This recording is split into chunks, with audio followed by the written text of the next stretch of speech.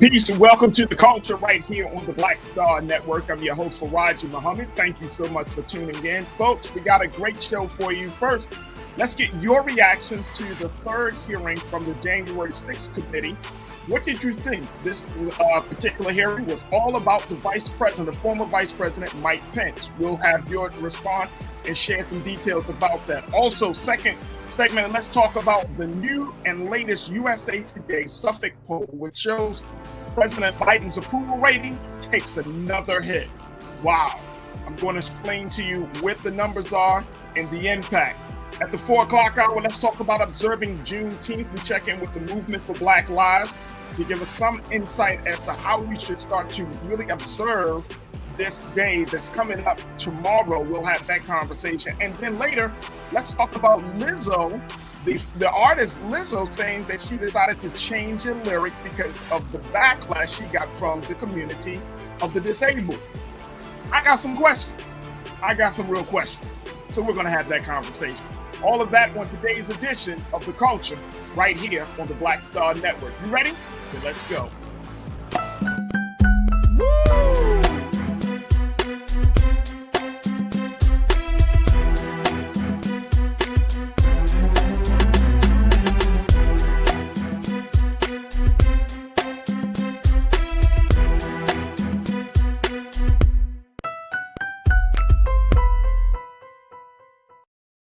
All right, folks, welcome to the show. Welcome to the show. Welcome to the show.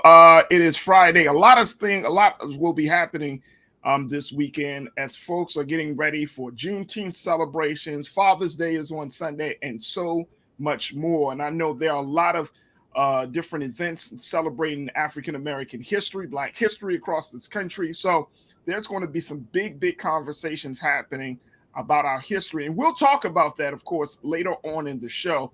But we wanted to start the conversation talking about what happened with this third hearing coming from the January 6th committee. This third hearing is the one that's focused on the pressure campaign that former President Donald Trump had placed on his former Vice President Mike Pence to disrupt the electoral count and vote certification process. This is the one big thing that led to what we saw on January the 6th. And it gives the hearing gave us some detail about what happened, the morning of, the hours before January 6th, and so much more. So I wanted to get your reaction to this as we're going through this process step by step. And now, and also considering the fact that some new details emerged about how former President Donald Trump said, you know what, we're going to do some things, even if it's illegal. Constitutionally, lawfully illegal. Wow. All right. Also joining us will be our culture crew member. We got my brother Shanadu in Kwafor, to talk to us about this. He's our diversity, inclusion, and equity specialist to discuss this whole situation. Shanadu, good to talk to you again, brother. How are you this afternoon? We got you, Shanadu. All right, looks like we might be having some issues here, some technical issues. Let's get your camera on, Shanadu, if you can. All right. Look, this is, all right, let's check in with Bakari Jones. Bakari, thank you so much, Bakari Jones, who is an activist, strategist, working within the LGBTQIA community. Bakari, good to see you, sis. How you feeling this afternoon? Peace, Farajii. Peace, man. I'm glad to be back. Good to see you. Yes, always good to talk to you. All right, so Bakari, let's jump into your neck of the woods, politics. Man. When we look at this situation here, we just saw hearing number 3, 4 more to go. And I've been really looking at this, and I just have to say this, Bakari. It doesn't look good for President Trump, and I'm saying in terms of how far this dude went to try to stay in power. But then the other part of me is like, this is America. This is America. Like, you can have all of the evidence right in front of you. Mm-hmm. And the situation can go left like very, very quickly. There can be a wall of denial that is coming in. what I thought was fascinating, I think one of the big takeaways is the amount of pressure this man put on his own vice president. And then when his own vice president had told him no repeatedly, I'm not doing it. That's illegal. It's unconstitutional. It's not the right thing to do. Then he just starts blazing this guy. Like he really gets in on him, calling him a wimp, just goes in on this man. I'm like, damn. But that just goes to show you how much loyalty President Trump has to everybody around him. And I'm always surprised, Bakari, that people around Trump, they want something from him, they gain something from them, but not understanding the situation of this dude will throw you straight under the bus if he needs to. Who they're actually dealing with. Yeah. So what was the big takeaway for you from this situation? And folks, post your comments as we should have this conversation posted in our YouTube page and the Facebook page, and we'll certainly get to them. But what was the big thing that stuck out for you in this hearing right now? I don't know that it's necessarily anything new, to be honest, Farajii. I think that when I look at this, I think, Mike Pence is by no stretch considered he's not someone that we see as like aligned with the Democrats. He's not, Republican light, if you will. Mike Pence is somebody that, I would consider a Republican's Republican, right? And to see, for lack of a better word, to see Trump's sort of betrayal of someone of his own political party, I don't think it's something that is new that we've seen from Donald Trump. I don't think that's nothing new for him. I think we've seen that it's kind of the Republican Party, but I think what a lot of folks that I've heard commenting are referring to just President Trump's ego, former President Trump's ego, and how that sort of supersedes the political party. So I think that it's what sort of jumps out to me, and what I think is something that we can all take note of, is that if this is the level of disregard that Trump had for his own vice president, then it's sort of like all bets are off when it comes to anyone that opposes his viewpoints, right? It seems like it doesn't really matter your political party. It really just boils down to whether or not what you are doing, your actions, whether or not they are going to support Trump or not, right? That's it. To some extent, it makes you think maybe it's less about the party and more about whether or not folks are siding with him. So that to me is what's sort of interesting to see, the way that that he would disregard. I think from a higher level, it's not anything surprising. When I think we all sort of take a step back, unfortunately, it's that, we're just sort of seeing white supremacists battle it out with each other, so that to me is sort of, again, where do we have the opportunity to sort of shine light on what exactly is going on and how it could potentially benefit those of us who are combating and dealing with the oppression that they've created. Facts.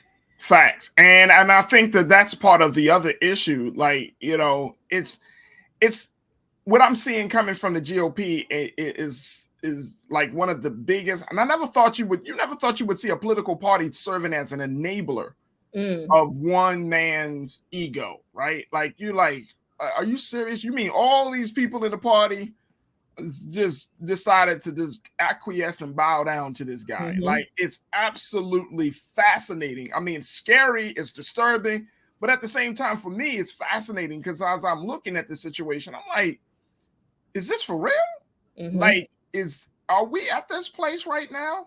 I mean, out of all of the leaders of the party, the patriarchs of the party, the luminaries of the party, Donald Trump will go down as one of those people. He will go down as what Ronald Reagan did for conservatism, what Donald Trump is doing for extremism. You know what I mean? It's like he will go down as a huge part of the GOP's history and their interests. So I'm just blown away by that. But the other part about it is, and this is the thing, John Eastman, who is he is a professor and he's an attorney. He teaches law, and he's a conservative Trump attorney. And he's pumping up the president to say that there is a way that Mike Pence can disrupt the certification process. But here's another thing. He told Trump too that, look, I don't know if it's going to work because it's borderline, it's illegal. Mm-hmm. I mean, he could do it based upon some old policy called the Electoral Count Act of the 1800s, but hey, it may not be the best plan, and Trump just runs with it, and Eastman is helping him to run with it, and it's like, this is insanity. Mm-hmm. This is absolute insanity. Which to that extent, it kind of shows that although Pence is he's had some just incredibly just anti-Black and anti-queer perspectives and stances on things, but to even see him sort of saying, I might have these perspectives, but I'm going to still color inside the lines when it comes to this. He's not willing to go outside the lines. And I think that Trump's sort of turning on him shows that, if there was a space or a time where he believed that he could break the law for Trump and be protected and sort of be in Trump's good graces, I think Trump has made it really clear that, if he's willing to turn on me, there's not going to be any type of immunity, so to speak, that he could sort of hide behind. So I don't know, Farajii. On one hand, it's like it's fascinating to see like this is really happening, and then at the same time, it's like we know better than to expect anything other than a complete circus from those that are in alignment with white supremacy. So, real quick, let's talk about the other part, and then I'm gonna start bringing some comments in. The other thing that was fascinating was that the mob was actually 40 feet away from the vice president, who they wanted to kill the man, and they even have Trump advisors on tape saying if they would have gotten close enough, they would have literally killed that man. And there was another story that ran in the New York Times that said that President Trump, once he heard that Mike Pence was running for his life and they were chanting, "Hang Mike Pence," he was in the White House watching TV. One of his advisors said, "Mr. President, they talking about hanging your vice president." He said, "Yeah." He literally told the man, "Yeah, I would agree. I think Mr. Pence should be hung." Wow. Let's go to some comments right now. Folks are checking in from across the country and, of course, from our Facebook and YouTube page. Folks, share your thoughts, your reactions to hearing number 3 of the January 6th committee. Chris, checking in. Chris, always good to hear from you. There should be more than enough evidence to indict Trump. I want to hear more evidence on the people who are a part of trying to overthrow the election, like Jeannie Thomas, Sean Hannity, the GOP, etc. Yeah. And I think that what this is doing, Chris, to your point, I think there's more than enough. Like at this point, I'm convinced. I mean, let's not act it's stupid about this. We all know that Trump lit the flame, that he did all this stuff and behind the scenes to make sure that January 6th happened. He wanted some craziness to happen. He wanted it. He was putting it out there. This is going to be wild. Like this, he wanted something to happen. He wanted to get the crowd all riled up. And the moment he said, "I'll march with you," and guess what he did? He marched only to his motorcade to get the hell out of the area. He wanted this to happen. That's what took him so long for him to say something. And then that's why we're in this situation today. So I like to see, I think there's enough evidence. But again, if the GOP, since they don't have the testicular fortitude to deal with this dude, then guess what's going to happen? The rest of America, we're going to have to figure something out. Chris, good to hear from you. Lana, checking in. Lana, loyal watcher, BSN, and of course the culture and RMU. Lana checked in and said, "Psychopaths will psychopaths." He definitely represents the heartbeat of America with the KKK. What he does, and Lana, you know it, and like I know it, sis. What he does is he was able to tap into something. He was able to tap into a level of white power and extremism that we knew that existed, but he gave a huge nod to Oath Keepers, Proud Boys, and all them guys to come out of the shadows to do what he wanted to do. Mm-hmm. He became their leader, the de facto leader. Even though the crazy part about that, if you study the modern white power movement and how these movements started, these movements are actually anti-government. They're not just anti-Black or anti-Latino or anti-LGBTQ. They're anti-government. And so it's interesting that they take a stance that I would think is not in their interest to stand with Trump and to, I just don't get that part. But they're anti-government. Mm-hmm. They're anti-government. Bakari, what's your take? I don't disagree, brother. I think that, I guess I'm just in a space now where, if we take a step back, it's like, to your point, Farajii, all of these folks sort of were challenged, invited. Invited is probably the more appropriate word, invited to step out of the shadows. And so it's like, who do we think sent the invitation? I mean, right? Of course. Exactly. That's really all it boils down to, right? And they did so with a great level of confidence. So I think for us to have to keep, talking around it or pretending that that's not the case.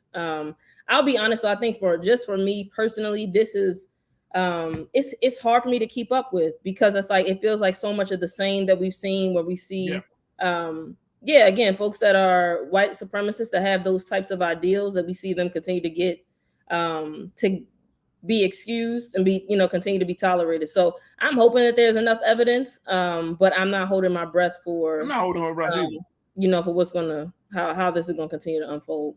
I am not holding my breath either, Bakari. Yeah. Let's go back to the comments, and we also want to bring in Brother Shanadu and Brother Shanadu, who is our diversity, equity, and inclusion specialist here. And Shanadu, good to have you here, brother. Yes, sir. Let's go back to the comments, and then Shanadu, I want to hear your thoughts on this. Dizzle, my man B Dizzle, checked in and said, look, I don't get into the whole this is us thinking. This is about precedents that can issue, that can sink, swim this us. I think this is being taken more seriously than some may want to believe. I think so too. Here's my caveat to that, Dizzle, and then Sinead will get your take on this. My caveat is this could be a new opportunity for Black folks and marginalized communities in this country to have some very, very real discussions about what democracy should look like. Now, I know that's a big conversation, but don't have everybody to jump on this bandwagon. I'm speaking of the January 6th committee to talk about attack on democracy when a democracy been whipping our ass in this country, right? For Black folks and marginalized communities. So if this is an attack on democracy, okay. So now that we're at this point, can we at least have some different conversations of what democracy, quote unquote, should look like in terms of representing all the people? Sinead, what's your take? I think, thank you, Farajii. I think when we say attack on democracy, I think it's interesting when that statement is thrown out, it makes me believe that this is what it took for you to say attack on democracy.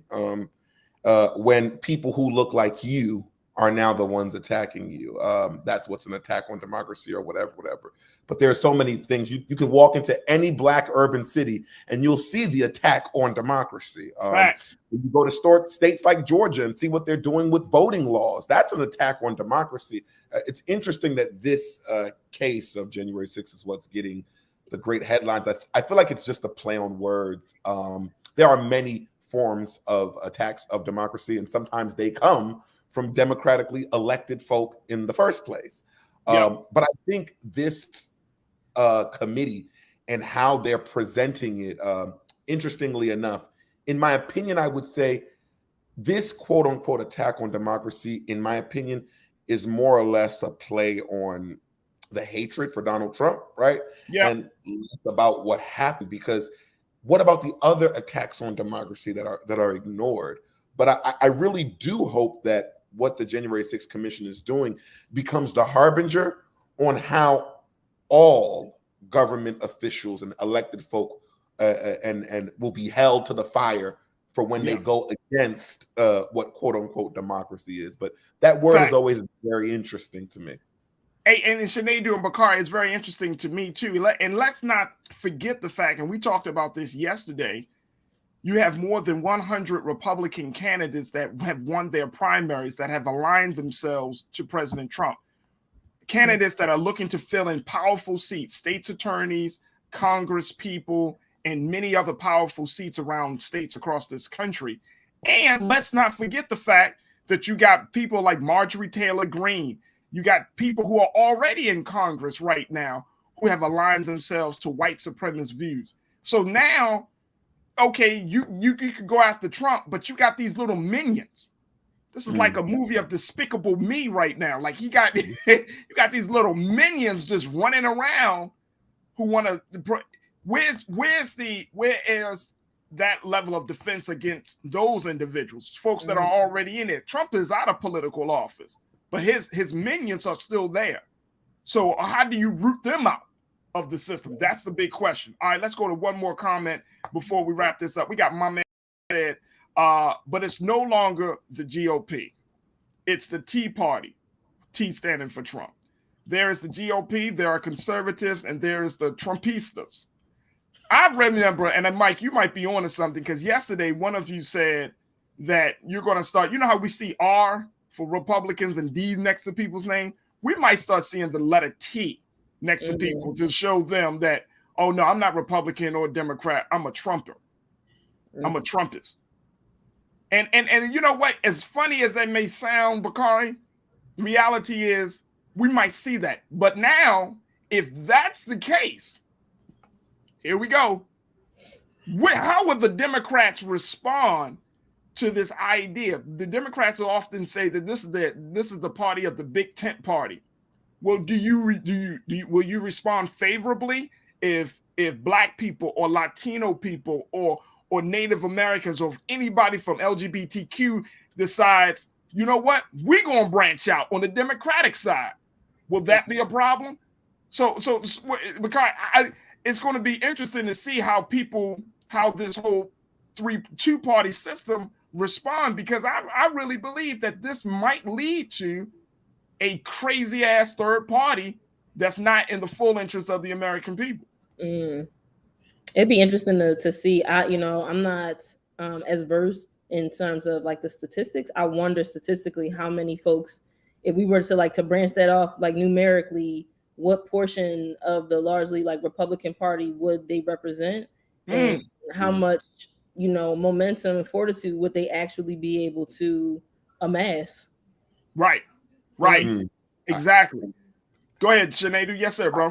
I was going to say what the Democrats should really be concerned about is how many of these Democrats that will branch out will go Republican. Because remember, look at Maryland as an example. Maryland is a Democratic state, but Democrats in Maryland voted in the Republican governor and excused former NAACP president Ben Jealous, who was running, who was a great candidate and who I worked for. But what I learned is if the Republican Party continues to be what they are, but then you have certain Republicans who, in some people's opinions, are not quite like Trump and are pretty decent, I will call them quiet Republicans, in my opinion.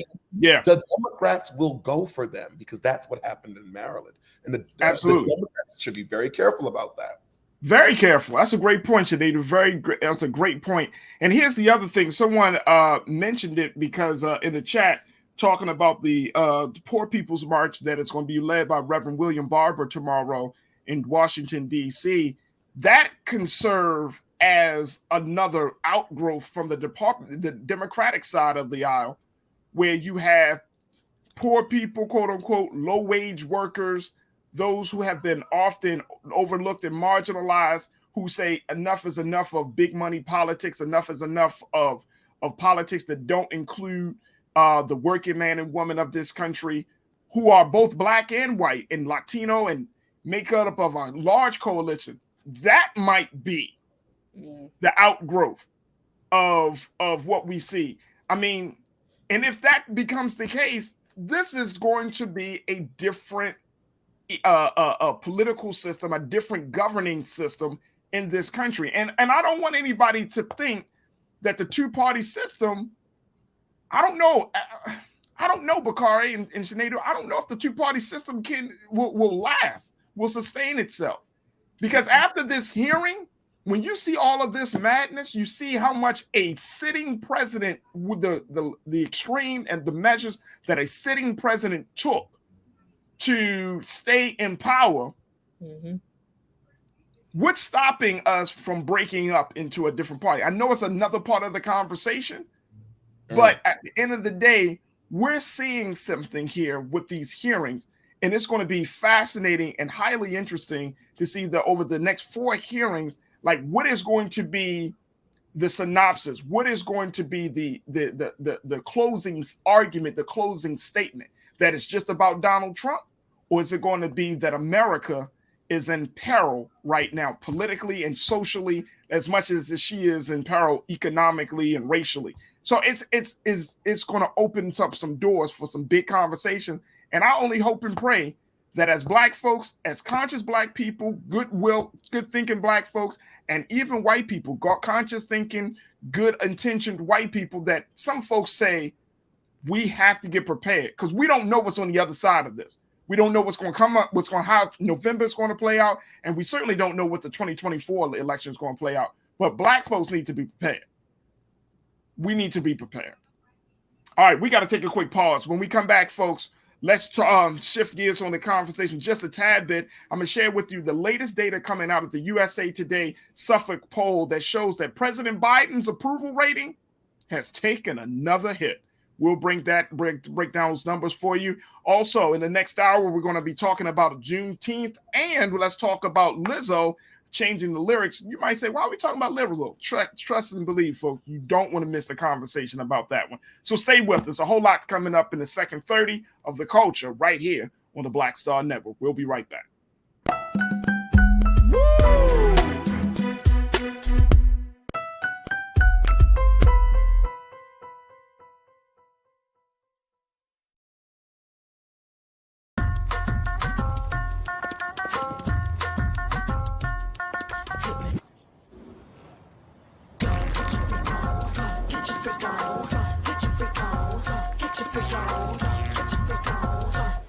Verizon just gave us all a brand new iPhone 13. We've been customers for years. We got iPhone 13s too. Switched 2 minutes ago, literally right before this. iPhone 13 on us on any unlimited plan for every customer, with plans starting at just $35. All on the network more people rely on.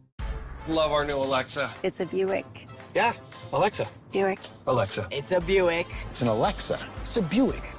It's an Alexa. Coach, that's a Buick. That's an Alexa. The Buick Enclave with available Alexa built-in. Pull up a chair. Take your seat. The Black Tape. With me, Dr. Greg Carr, here on the Black Star Network. Every week, we'll take a deeper dive into the world we're living in. Join the conversation only on the Black Star Network. I'm Deborah Owens, America's Wealth Coach, and my new show, Get Wealthy, focuses on the things that your financial advisor and bank isn't telling you, but you absolutely need to know. So watch Get Wealthy on the Black Star Network.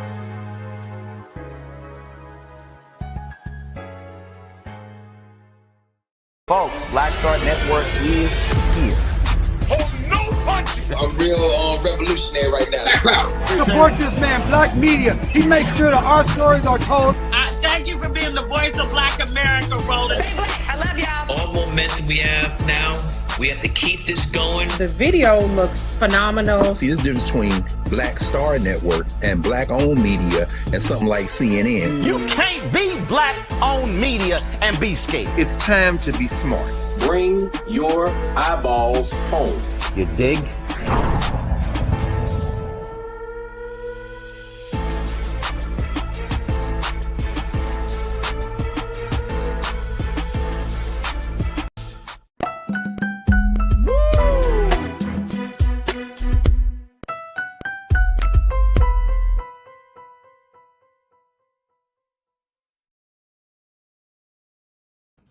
All right, folks. According to a new USA Today Suffolk poll, it looks like President Biden approval rating has once again taken another hit. Take a look at this. I'm going to share with you. There's going to be a number of different sets of data that we're going to share with you. But this first set, take a look at this right now, coming from USA Today, the Suffolk poll, that says that his approval ratings right now are 39%, folks. 39%. Only 39% of Americans approve of this president, of the job he's doing, and a stunning 47% strongly disapprove, and this 16% strongly approve. Now, academic studies have shown that presidential approval is one of the most reliable predictors of what happens in midterm elections, and a rating this low would traditionally signal significant losses for the president's party. So we're looking at a situation of 39%. I want to bring back Culture Crew members, Bakari Jones and Brother Shanadu, to talk a little bit about what the impact of this. This is only the first part of the data. It gets real bleak as we get further along. But Bakari, 39% approval rating, 47% strongly disapprove. What do you make of that? Is that showing that people just don't like Biden? I mean, there are a lot of big things that are on the table, but what do you take from that? Man, Farajii, it's just not looking good. It's just not looking good. And I think that because of how this particular poll, what this trend tells us about, the upcoming election, I think it's kind of shocking news. I'm excited to hear Shanadu's perspective when it comes to how Democrats should play it, right? But I think that from my perspective, it asks the question, right? Like from a strategic standpoint, what still can be done? I think when it comes to what we're dealing with in terms of inflation and interest rates alone, even if we were to pretend that we are not intersectional people dealing with so many issues, even if we just isolate how the bulk of Americans feel right now about the state of our country's economics, it just would be, I don't know how anyone could frame President Biden as someone that folks have a level of confidence in their leadership. And we know it's not just him, but the folks that he, And it's the Federal Reserve when it really boils down to it. But unfortunately, we're in a position now where he is, being framed and positioned, painted not inaccurately as someone who doesn't necessarily have the fortitude to lead us into a space that we need to be able to create the type of strategies that are going to change the living conditions for Black and brown people. So that's the way that I see it. I see it as a negative sort of signaling of what's to come based on the past years, and what this trend has meant. Shanadu, is that fair? Is that fair to put all of this on President Biden, because the pandemic, of course, started when Trump was in office? Right. The state of the economy, it didn't just happen, in a vacuum. Race relations in this country started way before Biden got into office, and it intensified once President Obama got in there, and then it spilled over, of course, and once Trump got in there. So is it fair? Are people expecting too much from a president that only has 4 years in office? It is very fair. You have to understand, the one who's in the house is the one who takes the joy or the jolt. It wouldn't matter who is in there. I think President Biden, I would say that he should listen to what a good brother, Dr. Martin Luther King, said in one of his speeches, where he said, "Be true to what you said on paper." I think where President Biden's losing approval, in my opinion, is not keeping up with the climate of what those he begged for votes want. The African American, let me tell you something. If Biden can, not with $10,000, if Biden can do that $50,000 per borrower, clear that student debt thing, I think he'd have a better level playing field. But you have to understand, although that's what a lot of the voters want, that's not his baby. His baby is the infrastructure plan, right? That is his own Obamacare, right? The issue with the infrastructure plan that I have is, although it does things that are great for the community, what happens is a lot of African-American voters, there's a specific thing that they want. They understand about the benefits that will come with jobs and et cetera, and fiber optics. They hear that too. But there's an ask that they want. And one of those asks is that student loan thing. And I think Biden needs to also understand that during his next election, there's a new generation that's voting. This is the generation that was born when the iPhone 3GS came out and the BlackBerry was being shuffled away. They do not take politics like the ones before do. They care about the environment. They care about, LGBTQ awareness, et cetera, et cetera. If Biden isn't careful, you're going to lose those people, because who that new cadre of voters more appear to look like is people like AOC. And just recently this week, AOC made it clear that she's not too sure if she's going to endorse the president on his next run. Wow.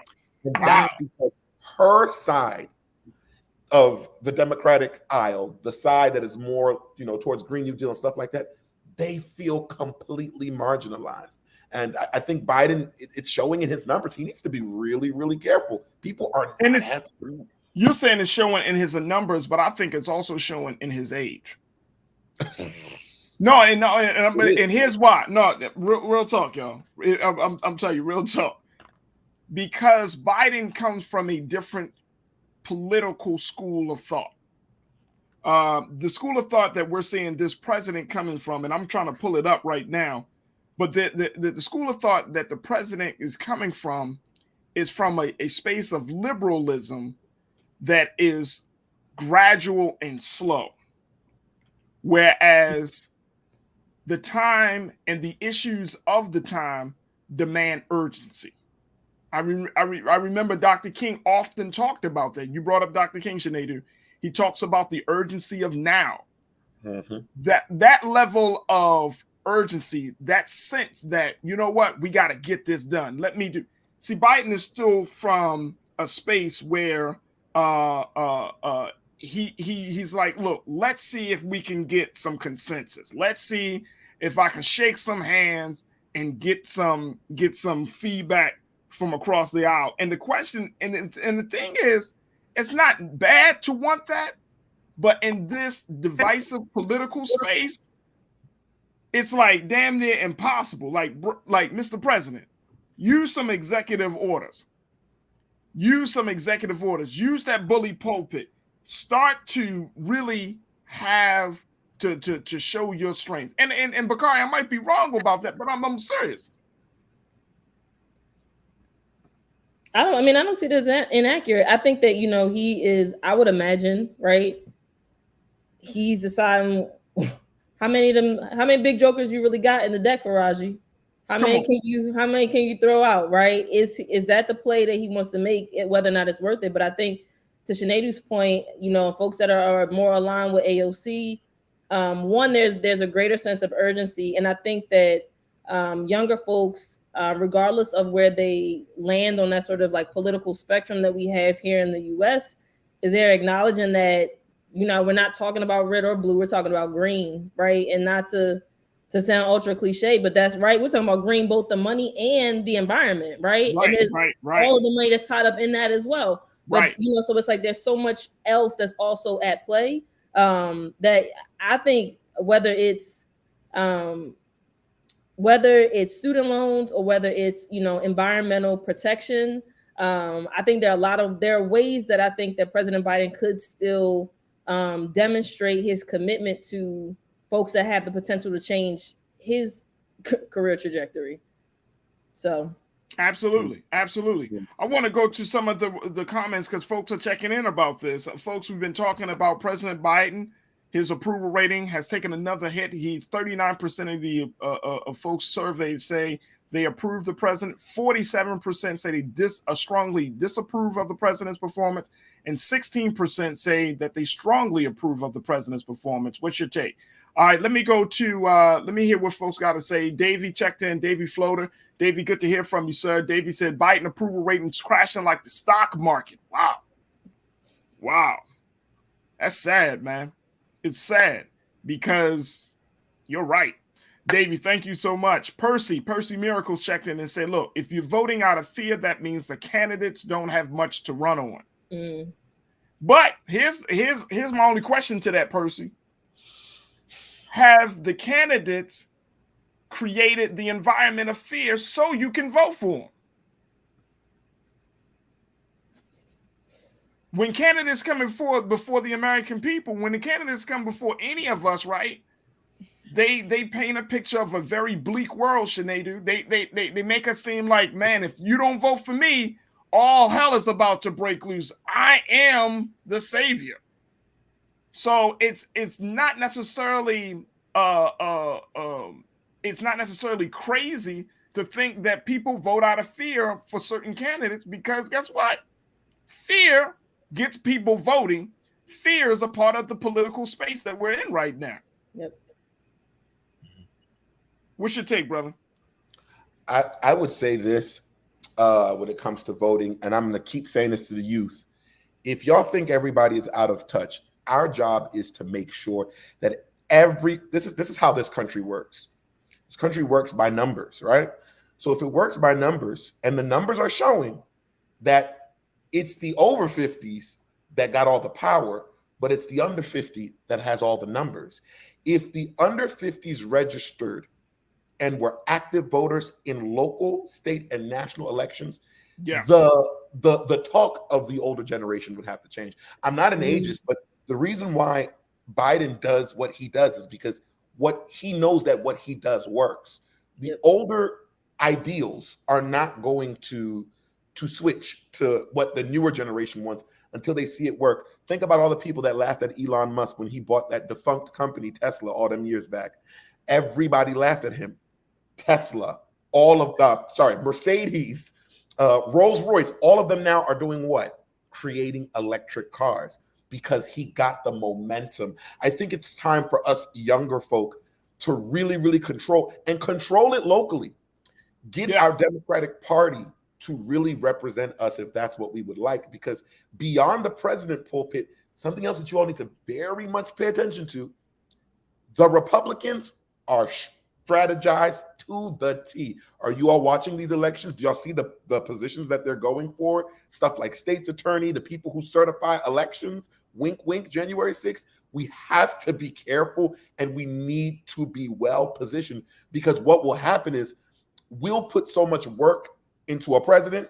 They'll have the House, they'll have the Senate, they'll have everybody to give us a hard time. We saw it during Obama's second half. We don't need that again, because that is going to take place again. It's inevitable.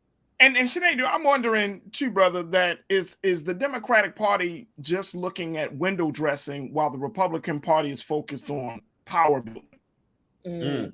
You said it. Like, does the Democratic Party just focus on looking like they are inclusive, right? Whereas the Republican Party say, we don't have to look like we're inclusive. Yeah, we're a bunch of white males. Yeah, we're older white males at that, right? We got a few women sprinkled here and there. But we're working on power. We're working on gaining power, keeping power, and using power if necessary. Whereas the Democrats, I don't know if they're in that same space, bro. I don't know.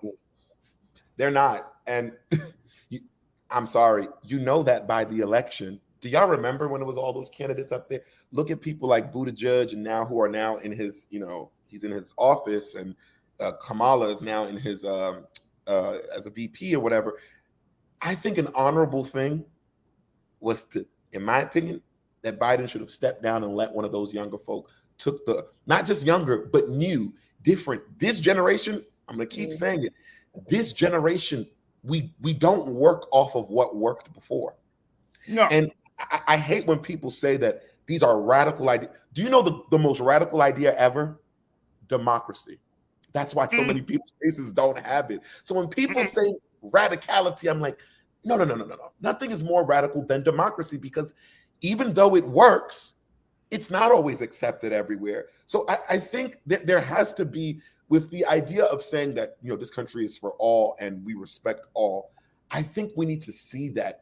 I think people need to not forget, with all due respects to Biden, an older white man took the spot that many younger people who are just as qualified won it.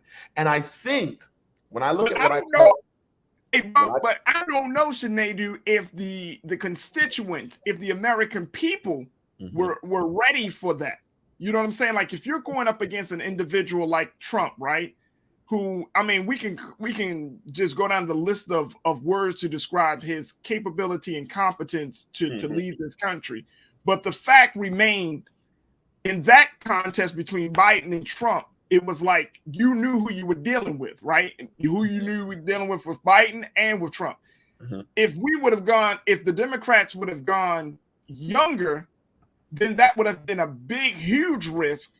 And I get that from a political perspective, that could have been a huge risk because you don't know. You don't know if the new person, and whether, even though they might have the energy, even though they might have the most innovative ideas, you don't know if they are able to handle it.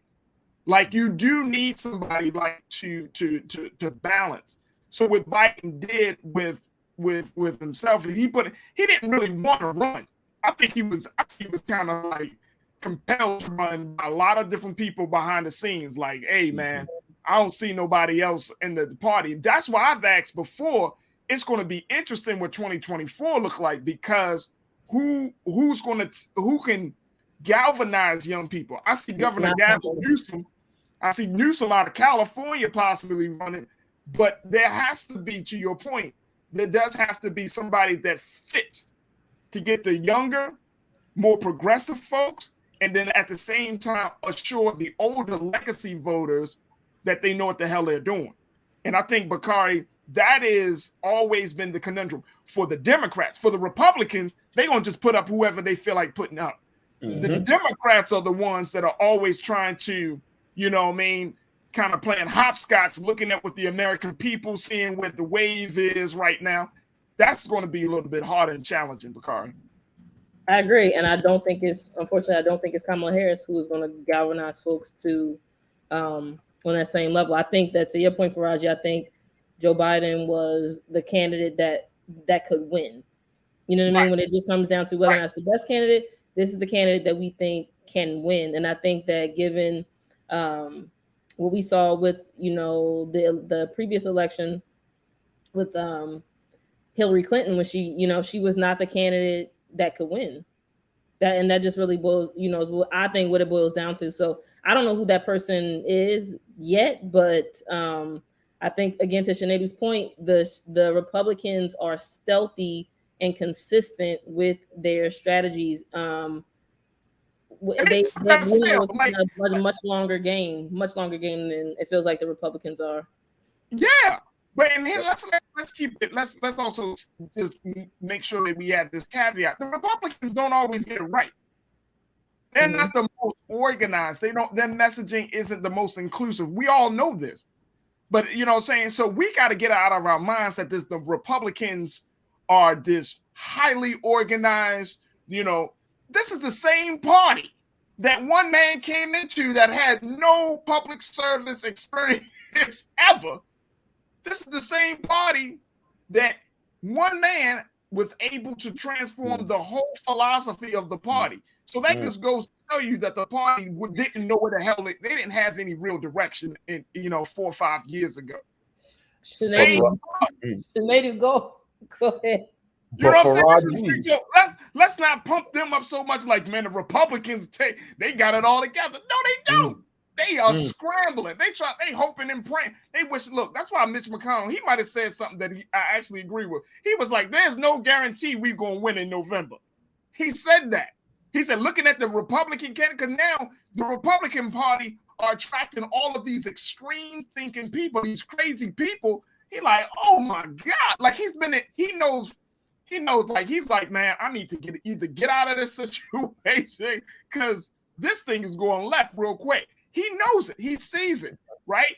Even though he goes along with it. So he's very much guilty of it.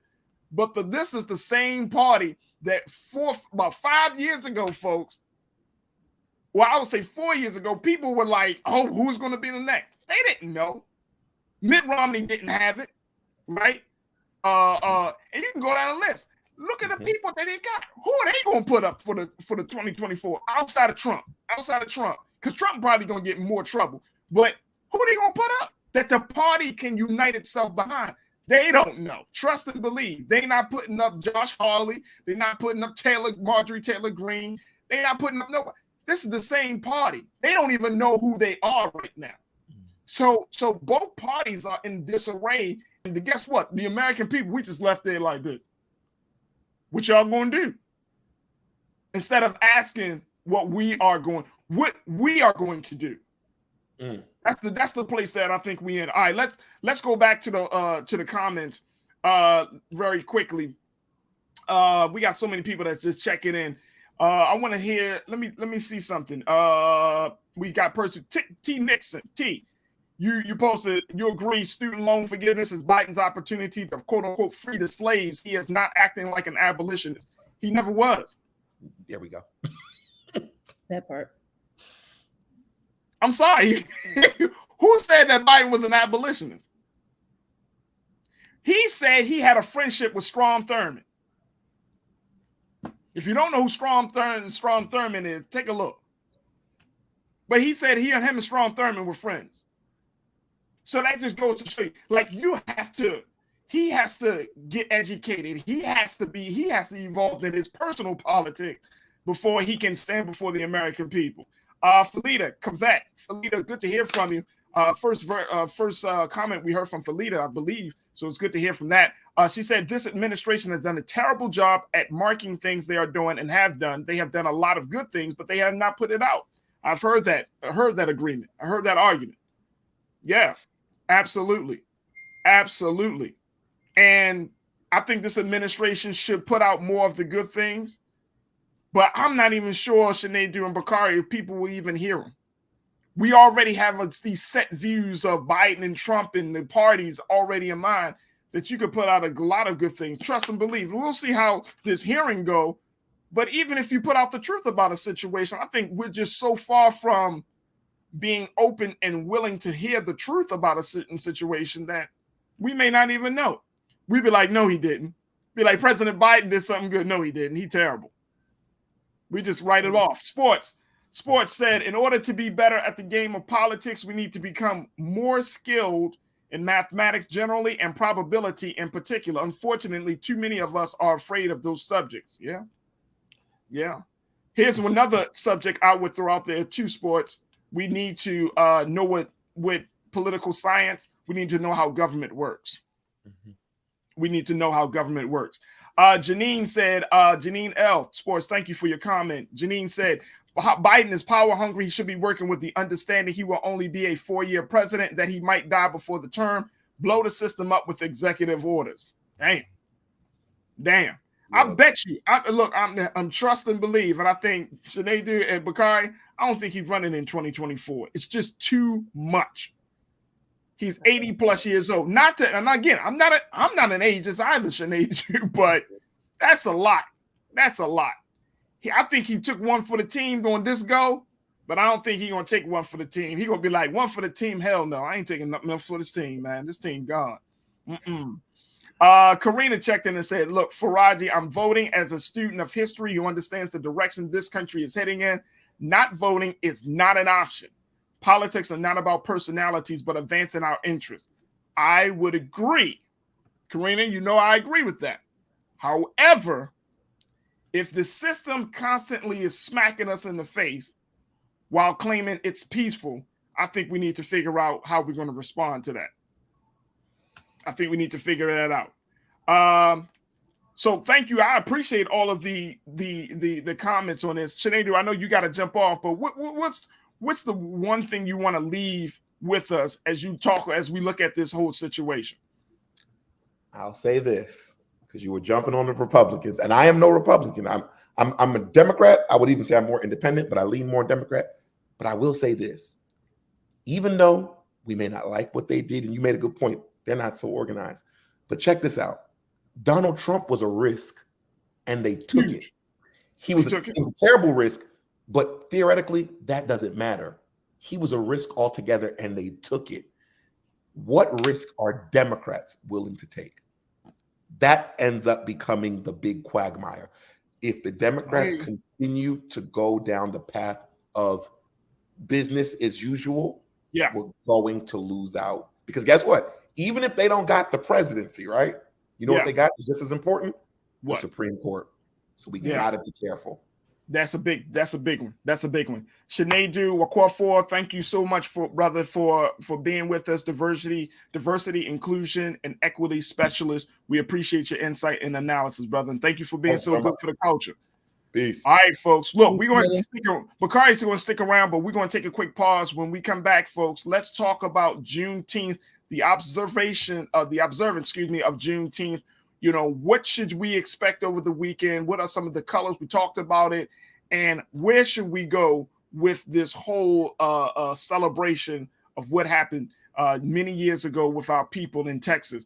We're going to have that conversation. Also, I want to talk about Lizzo, how she changed the song lyric in response to some criticism.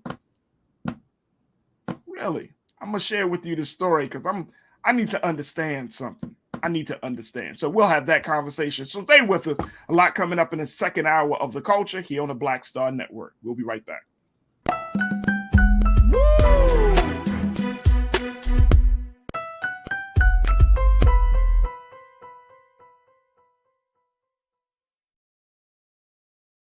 iPhone 13 on us for every customer. Current, new, everyone. To show the love. Don't you think it's time to get wealthy? I'm Deborah Owens, America's Wealth Coach, and my new show on the Black Star Network focuses on the things your financial advisor or bank isn't telling you. So watch Get Wealthy on the Black Star Network.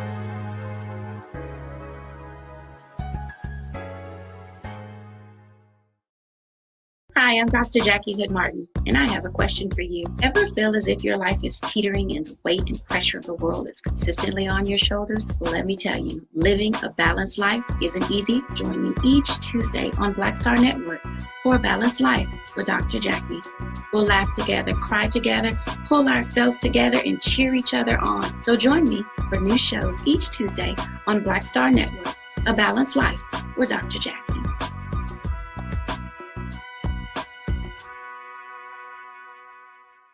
Pull up a chair, take your seat.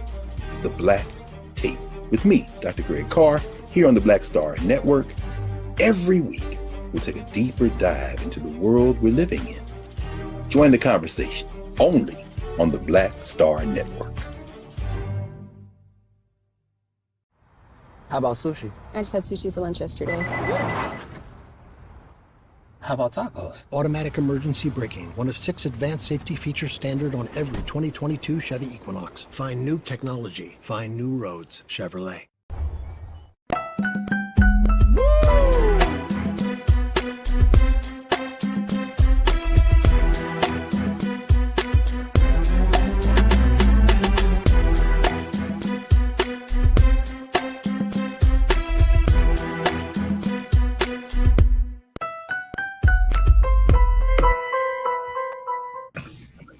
All right, folks, welcome back to the second hour of The Culture right here on the Black Star Network. So much that we really appreciate. Hopefully you had a chance to listen to the conversation from the first hour. We talked about the January 6th hearing, number 3, that happened this week. And of course, we'll be keeping you up to date on all of these hearings, folks. So, you know, don't get mad at us because we do recaps and audience and your reactions to these hearings because it's important. It is very, very important that we have these discussions, especially on these national issues. Then, of course, we also talk about the latest situation with President Biden and his approval ratings taking another hit, folks. Man, oh man, according to a latest USA Today Suffolk poll, they say that the president's approval ratings is just going down, down, down. So if you missed the first hour, you can always check out the replay and hear what we had to say about that. All right, the second hour, folks, I wanted to have a conversation about Juneteenth. Now, I will have my culture crew member here, Bakari Jones, who is an advocate and an activist doing some fantastic work in the areas of nonprofit and doing work within the LGBTQIA space. Bakari, thank you again for being a part of the show today. It's always a pleasure to have your insight and your analysis. Let's bring Bakari back in here if we can, please.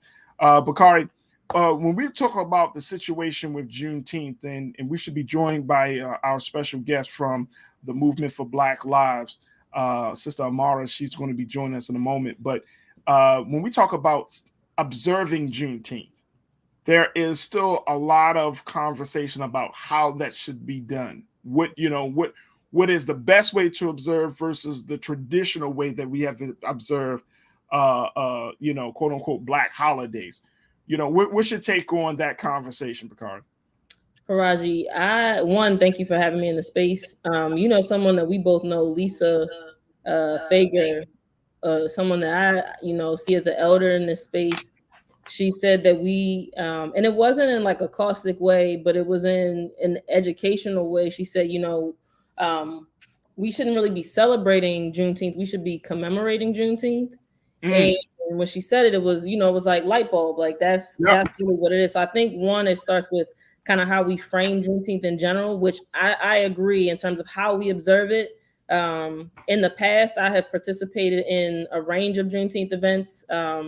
Before the pandemic, I hosted a bazaar to bring together a lot of micro businesses in Baltimore through blackownedbaltimore.com. And then in 2021, I hosted an event called Joy Cometh that, was aimed at bringing together micro businesses in Baltimore and artists, especially to celebrate joy.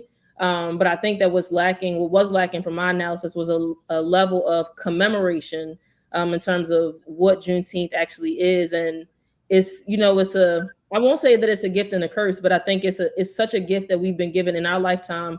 The access to influence and power to be able to see Juneteenth become a federal holiday, a day that our folks can rest, period. Yep. In the same way that we may not all celebrate Thanksgiving, but we have the opportunity to just rest and still be paid right in this capitalist country. But that said, I will say that one of my goals is to figure out for myself and for my family what it looks like to commemorate Juneteenth, and not to fall victim to just sort of paying into the sort of capitalist approach that we oftentimes take to holidays. One of the things I will say about the city of Baltimore, we are having AFRAM this weekend. Yeah. The mayor, I'm not necessarily saying this is squarely on the mayor, but the decision was made to have AFRAM this weekend on Juneteenth. And for me, I don't know that I could go as far as to say that that's anti-Black, right? But on some level, it's not lost on me that we now have a massive festival that has an incredible amount of corporate backing taking place on Juneteenth on a weekend that's specifically in a majority Black city like Baltimore. In years past, just last year, I know there were easily over a dozen events taking place on Juneteenth, right? That are now sort of cannibalized by a much larger event in terms of scale and financial support taking place on Juneteenth weekend. So seeing that also play out the year after, we have the gift of it becoming a federal holiday, seeing that also happen in our lifetime has making me really sort of take a step back and say, what does it look like, one, to create celebrations, events, engagements of all sorts that really commemorate what this holiday or what this, what Juneteenth is actually about. So that's for me. I feel like I have a lot of more self-work to do around it. But I think that, we see it as something that I know there are a lot of folks that see it as divisive. But for me, the first thing that really comes to mind is it falling victim to a level of capitalism and that level of extraction. Let's have something where we can throw up red, black, and green colors. Everybody can make the money. We can have the Juneteenth day party, and that's it. And like I said, I have played a role in that myself in the past. So I am personally taking a step back and really kind of evaluating with myself what that's going to look like in the future, and the level of commitment that I'm making to commemorate such a remarkable. It's a powerful moment. Right. So absolutely. And I think that and I think that's the perfect segue for us to bring in our very special guest, Dr. Amara Anya, Doc, and encourage her to be a part of this conversation as we talk about observing Juneteenth. How do we commemorate this great historical moment And most importantly, how do we set the precedent for how Black people preserve history as part of this conversation? Doc, thank you so much for being a part of the conversation. You are a policy strategist for the Movement for Black Lives. So we thank you for your time with us this afternoon. Thank you so much for having me. It's a pleasure to be here. Absolutely. Doc, I want to start with something that I read from it was an op-ed that was posted, and Keenan, if we can post this op-ed on. This comes from Pastor Forrest Buster DeSoris, but it also was an op-ed that was written in collaboration with Opal Lee, who serves as the quote-unquote the grandmother of Juneteenth, who's been doing the work of making Juneteenth a national holiday for many, many years before this point. But Pastor DeSoris says Juneteenth is at risk of failing to be a source of unity. In these partisan times, there's a tendency to ignore or politicize it. There's also a danger of commercialization. Think corporate attempts to trademark the word Juneteenth, which would cheapen this celebration of justice. Regardless of color, creed, or country of origin, all Americans should oppose these trends with all the urgency we can muster. If we forget the meaning of Juneteenth, we have little chance of continuing the progress this day is meant to spotlight and spark. Doc, I want to get your take on that.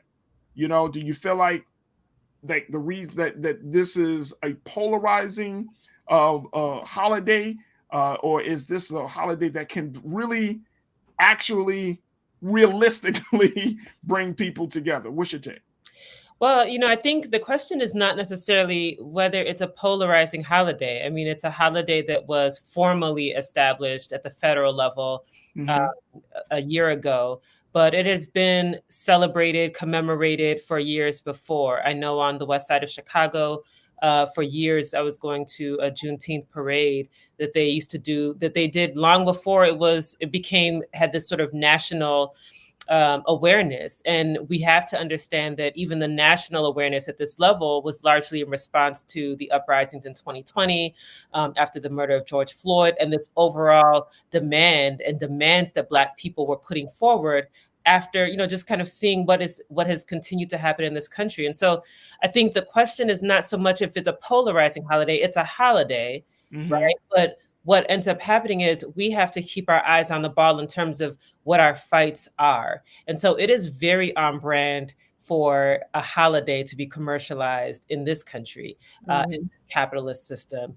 We had corporations coming out with new flavors of ice cream, and I heard about a watermelon salad and all of these products. It is very on brand, and it's unfortunate because when we speak candidly about it, it really is, they are capitalizing on Black pain, they're capitalizing on Black death. They are seeing the struggles of Black people as an opportunity to make money, to generate revenue, to increase profits. And that's plain and simple what it is. And so they do it for every, many other holidays, any standard, your Christmas, your Valentine's Day. I mean, they're all commercialized. So why wouldn't they then take Juneteenth and attempt to commercialize it? It is just, unfortunately, in this kind of system that we have, this is the knee jerk, this is the default. For us, though, as Black people, we have to make sure that we're constantly steering back to what is the goal. Our goal is not to just, celebrate, yes, but it is also systemic and structural change. The fact that Juneteenth commemorates those in Texas learning about emancipation or finding out about emancipation, it should recall in our minds what it is that we're fighting for, which is we have these unjust systems, education system, tax system, economic systems, that our demands also have to go beyond symbolism, which unfortunately has come to characterize a lot of these moves that we see at the federal level and even at the local level. It doesn't take away from the importance of Juneteenth as a day to commemorate and as a holiday. However, our focus has to be on the substance. What are our substantive demands, and what are the substantive changes that we're pushing for that will transform this society into one that actually reflects the values that we care about? Absolutely. And I think that's the part, Doc, where we need some clarity.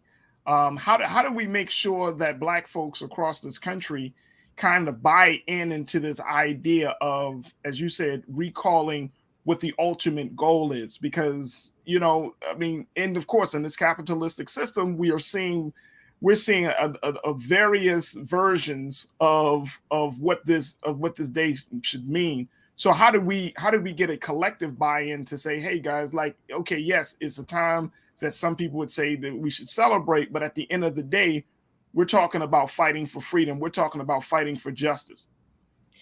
I think we constantly have to accompany the message of commemorating and celebrating with, and by the way, here are the policy changes, here are the systemic changes that we're pushing for. You have to do them side by side, because when we don't, we get a lot of tokenism. We get members of Congress wearing the kente cloth and kneeling instead of what we're actually asking for and what we're demanding. So you have to do the two simultaneously. Yes, we can commemorate. Yes, we can celebrate. Yes, we should be observing and recalling, you know, just the historical significance of this date.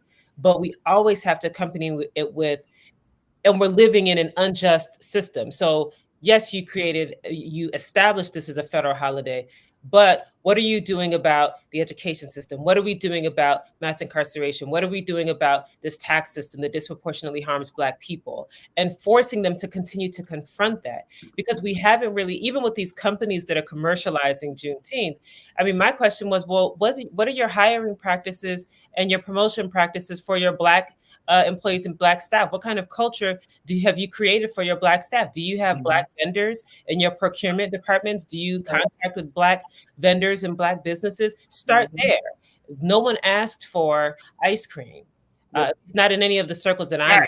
We didn't. No, we didn't. Especially not that flavor, Doc. Exactly. That's what I'm saying. So what are we really doing? Start in your own house. Are you paying your taxes as a corporation? Or are you shirking your responsibilities that contribute to the imbalance that we see in this country? You know, again, what kinds of vendors and Black vendors are you actually contracting with? How are you hiring, promoting, creating a culture that is supportive of your Black staff? Start there.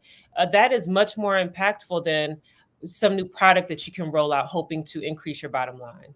Absolutely, absolutely. I want to get some comments from our audience members as we're having this conversation with Culture Crew member Bakari Jones and Dr. Amara from the Movement for Black Lives Policy Strategist. Post your comments on our YouTube and our Facebook page, folks, and we'll try to get to as many of your insights as possible. All right. Aaron Nelson checked in and said, look, for generations, people have celebrated Juneteenth by reflecting and relaxing. Don't make every Black holiday be work. Respect. Yeah, I mean, I don't know how to really. I'm gonna be honest with you, Doc. Aaron, I don't know how to take that. I don't know how to take it, because a part of me feels like we have been relaxing. Like, if you know what I mean, we have played like, oh, okay, cool. This is a day for us to celebrate. But when have we not done it? We've done that with every holiday. Oh man, Memorial Day. We talk about honoring those fallen soldiers. You know what I mean? Like, a part of me feels like, no, we should be working. Why not work? Work in our interest, work for us. It don't have to be working for your job or for the corporation and all of that. But you can go out and still do something for your people, even on Juneteenth. But I got mixed reactions to that. What's your take on that, Doc?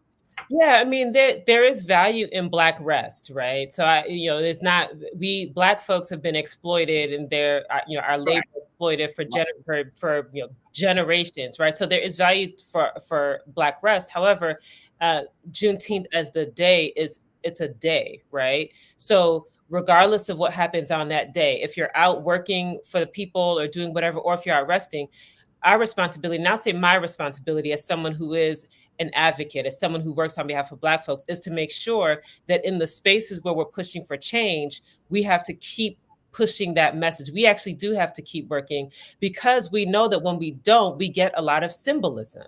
Because our fight is we're not pushing necessarily Black folks. This is in the spaces in government, and the federal government that just now has given a total of $54 billion to Ukraine, but we can't pass a package to make sure that we have a child care tax credit, or to make sure that student loans are canceled, or to make sure that Black folks have what we need. And we're not talking about reparations, but we just gave $54 billion in total now to Ukraine. Right. That is what's happening now, whether we're resting on Juneteenth or not. And so for those of us who operate in the space of advocacy for our people, we know that we always have to be juxtaposing so that they don't think that just because you at the federal level commemorated a day that Black folks have been commemorating for a very long time means that you've done the work, because they haven't done the work. Facts. I love it. I love it. All right, let's go back to the comments, folks, as people are checking in. Let's go to Richie Porton. Richie, I hope I'm saying your name. Yep. Okay. Richie Porton says materialized mindset will always cause division amongst the people, rich and poor, free and enslaved. Very interesting. Yep. And I think that's the big thing about this too, right, Doc? Like we're trying to create a new precedent for how we move forward on not just having conversations about our history, but we're also trying to create a new precedence on how we're going to respond to that history. And I think that's the part that I'm trying to emphasize, and I use this platform to emphasize, like there's going to have to be a different mindset. Absolutely. Like we can't expect to get freedom if we're still thinking like slaves. We can't expect to be liberated if we don't even see ourselves being at a better place. Absolutely. I mean, revolutions are revolutions of the mind first, right? So that, at least in my understanding, it's a revolution of the mind. So our mind state determines how we move, what our actions are, what those next steps are. And so we have to have a change in our mindset.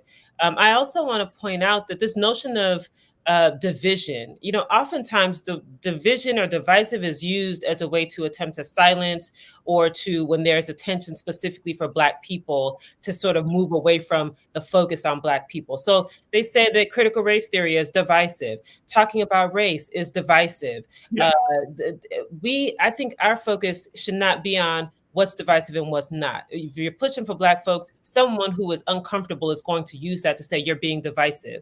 We have to advocate for our interests in every single space, because if we're so caught up in thinking about division and how we're dividing, we're not going to be focused on moving the ball forward. And we have to move with those who are willing to move with us. It doesn't mean that we have to be angry at, especially our other people who may not be in it like we are, or those who may not be at the level of consciousness that we expect, right? Because most folks are not necessarily in movement every day.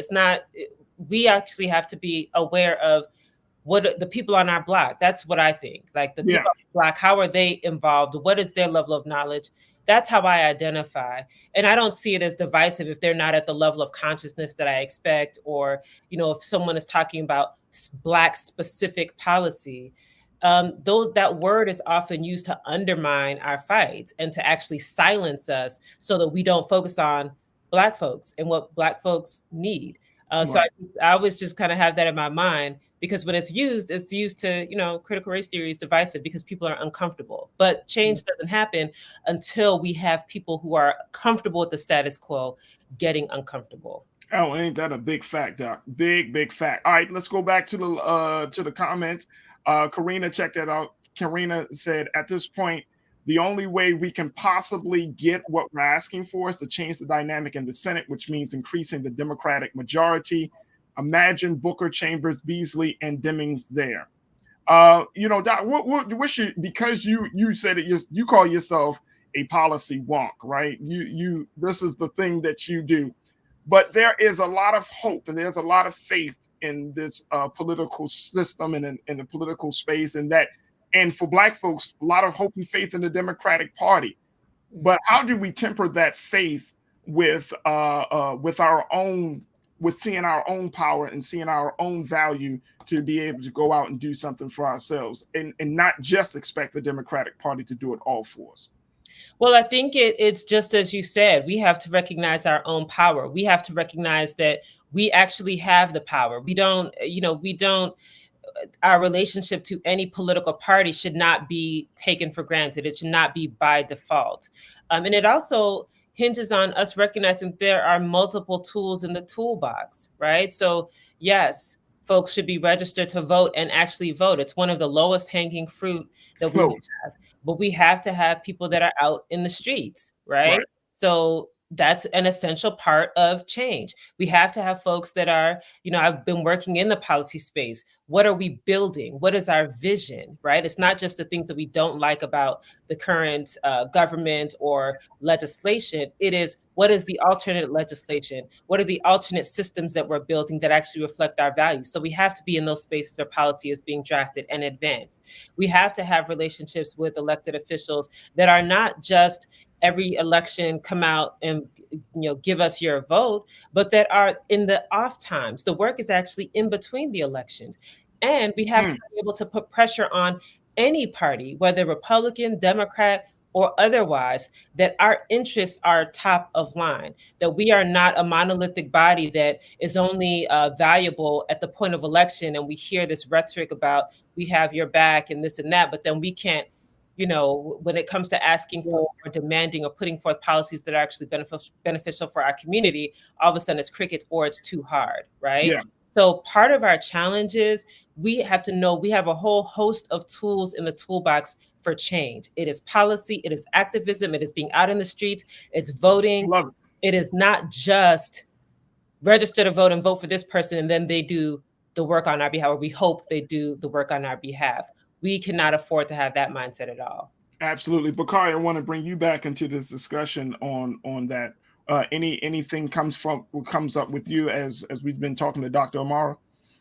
One, just grateful to have you in the space. I think this is, and Farajii, I'm only here on Fridays when Farajii allows me, but I think this is so much of what, what we've been talking about is what a strategy for those that are part of the Democratic Party look like, and I think what I feel like oftentimes, at least for myself, tends to lack is like the opportunity to engage creatively, right? So even just the language that you brought into the space to say, we have so many different strategies available in our toolbox, is true. There are a lot of other ways that we can engage. So I'm excited to have you in the space with us and speaking to more of those strategies that we can deploy.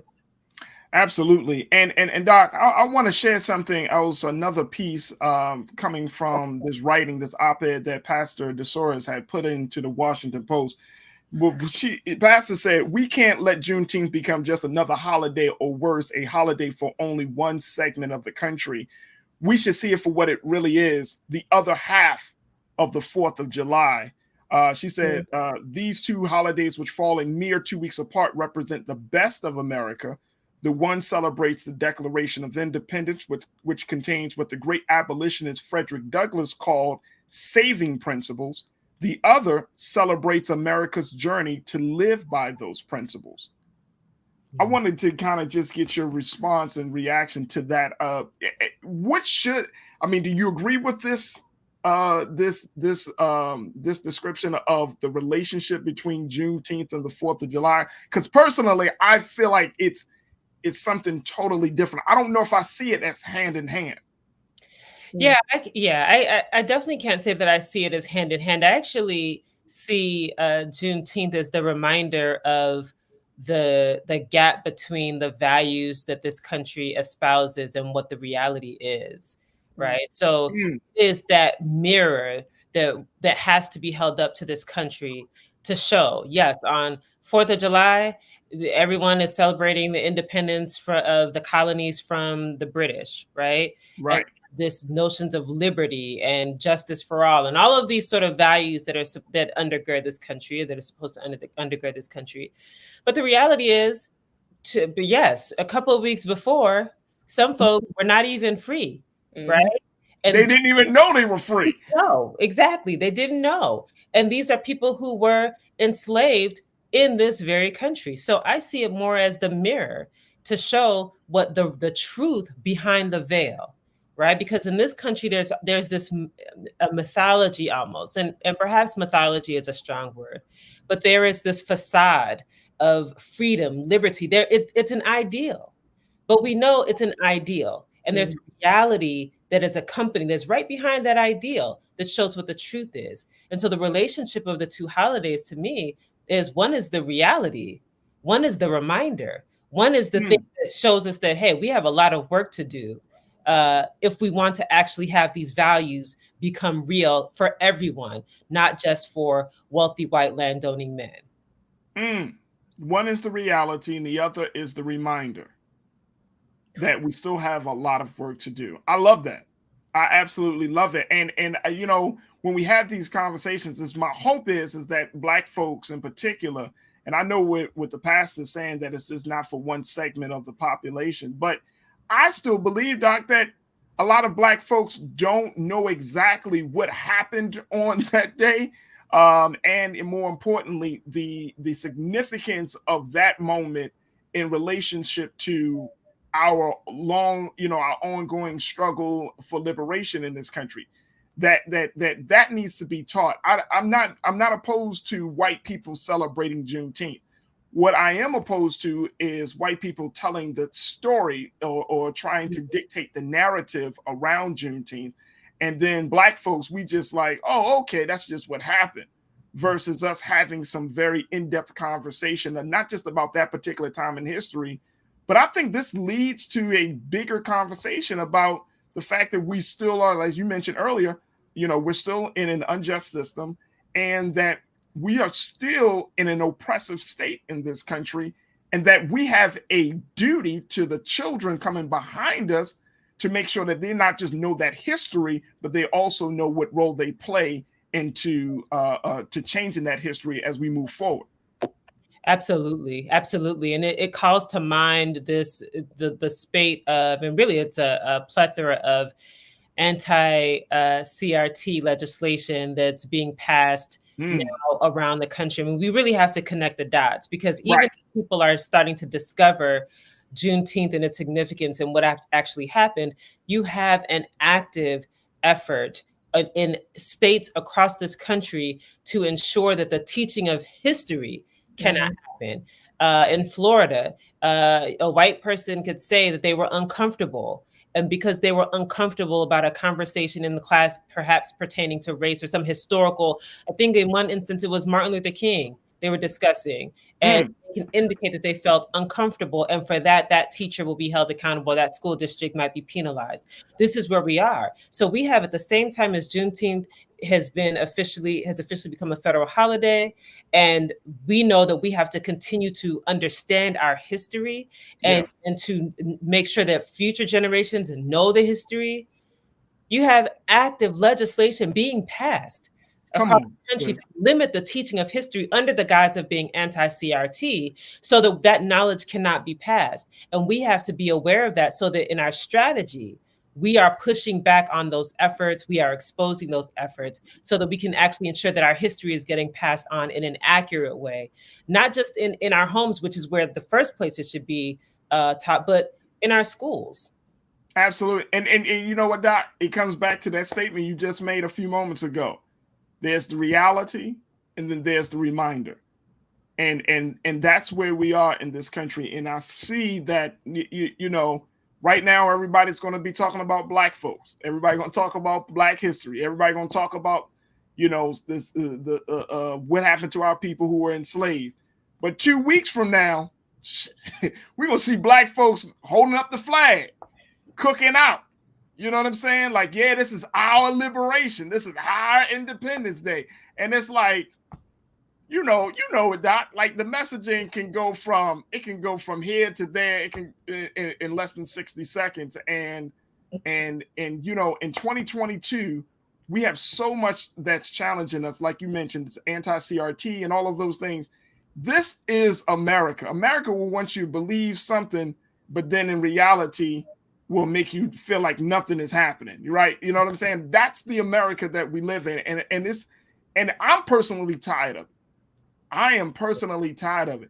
And this is not about Black or white. This is just about, this country has not had a very real conversation about its past of the transatlantic slave trade, the ongoing injustice that is affecting not just Black people in this country, but brown folks and other marginalized communities. We're not having those conversations. We're not having them. And the fact is that there is this fantasy that's being pushed on us to say, hey, no, we're moving past. and you got all of this is happening while we're talking about people running up on the Capitol, while we're talking about people can't talk about Black history. Yeah, absolutely. I mean, I'm recalling Shannon Sharp. He was doing an interview, and he was talking about just how much in this country the having to pass legislation so that Black folks or other people of color can do basic things. Right? We're still in that space where we have to pass legislation to do basic things, to get basic rights. And we can't lose sight of that. And it's part of the reason why, the other thing that I think we don't emphasize enough is what's good for Black people is good for this country, period. There is nothing that we can do that's beneficial to Black people that won't actually help and improve and better this country. And in fact, the reason why, a lot of the reason why this country is in the state that it's in is because we have not addressed how Black folks have been treated from the history of the transatlantic slave trade to all of the present legacies which we're experiencing, right? So we can't afford to have this notion to believe the hype or to drink the Kool-Aid, right? Yes, this country's a work in progress, but look at how difficult, look at voting rights, the voting rights legislation. Look at the current state of, there's a lot of research about home appraisals, lending practices. We have major banks like JP Morgan Chase that as of 2020, lent more in Chicago lent more to one predominantly white neighborhood than all of Chicago's Black neighborhoods combined. Damn. In 2020. Damn. Right? So people like to think, redlining, it was in the past and all discrimination. There are present legacies that this country has not grappled with. So I personally am excited about conversations around reparations because it's a value of repair is the only way that this country can move forward. A value of repair. And Doc, I would humbly submit that being honest. Yes. This country doesn't like the truth. Mm-hmm. And so we're cultivating citizens as a result of that. Leadership and citizens, the constituents who don't like the truth. We have a disdain for the truth. Yeah. And that, as the scriptures say, the truth will set you free. Absolutely. This country we're caged up. And as a result of that, we need to speak the truth. Doc, I know we got a few more moments and I appreciate your time very quickly, but I wanted to give you an opportunity to talk about some of the work that the Movement for Black Lives is doing and how we can be supportive of that work. Absolutely. So we are an ecosystem of hundreds of organizations around the country who are doing work at the local level, the state level, and the national level. Our goal is to win the rights, resources, and recognition for Black people, and that's across the board.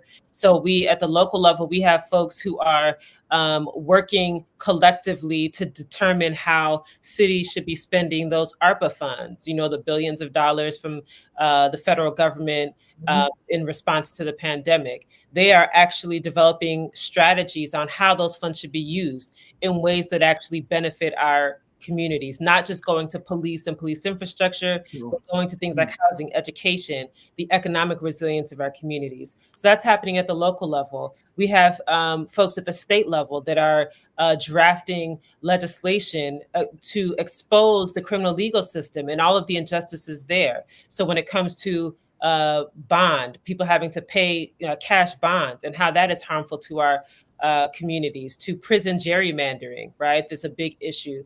So they're building state coalitions to address these issues at the state level and get legislation passed at the state level. At the federal level, we have the Breathe Act, which is our vision for what it takes to build strong communities, investments in education, investments in mental health resources, et cetera.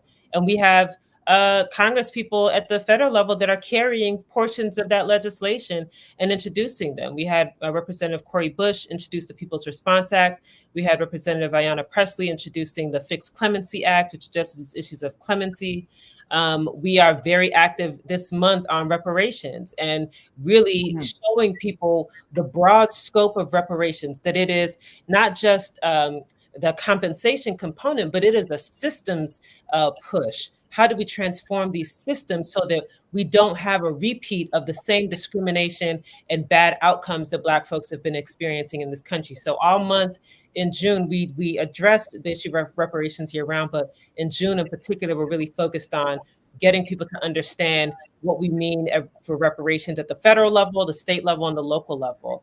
So it's organizing. It's folks, again, using all the tools we have in the toolbox, whether it's legislative and electoral politics, being out in the streets, which I think is always, effective. We're using all of these tools, again, to push our agenda and to make sure that we keep our eye on the ball and that we hold this administration accountable too, so that it's not just empty rhetoric that we're getting, but substantive change. Oh, absolutely. Absolutely. Dr. Amara Anya, we appreciate your time. We appreciate your intelligence and your insight. And how can people get more information about the movement for Black Lives?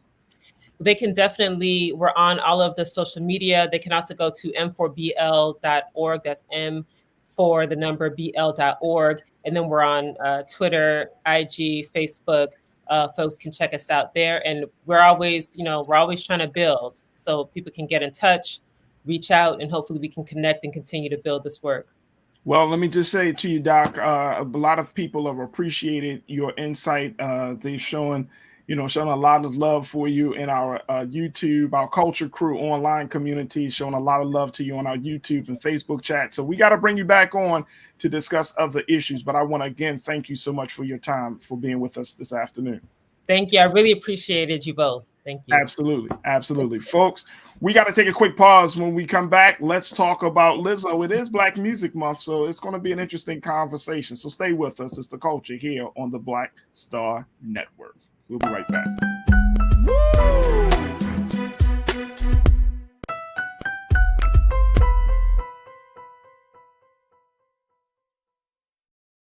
Hi, I'm Dr. Jackie Hood Martin, and I have a question for you. Ever feel as if your life is teetering and the weight and pressure of the world is consistently on your shoulders? Well, let me tell you, living a balanced life isn't easy. Join me each Tuesday on Black Star Network for A Balanced Life with Dr. Jackie.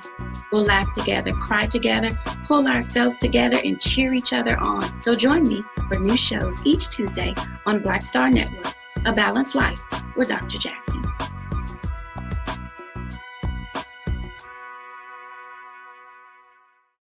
Don't you think it's time to get wealthy?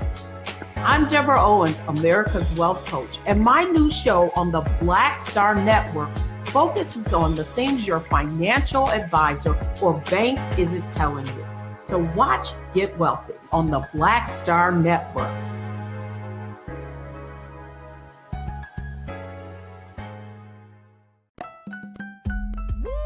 We're all impacted by the culture, whether we know it or not. From politics to music and entertainment, it's a huge part of our lives, and we're going to talk about it every day right here on The Culture with me, Farajii Muhammad, only on the Black Star Network.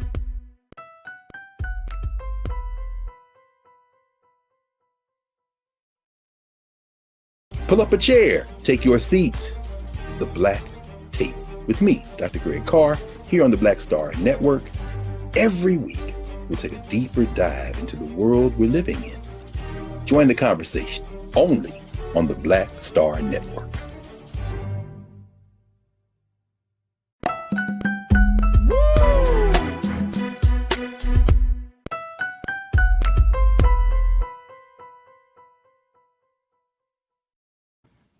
But Kari, I want to bring you back in. Welcome back to the show, folks.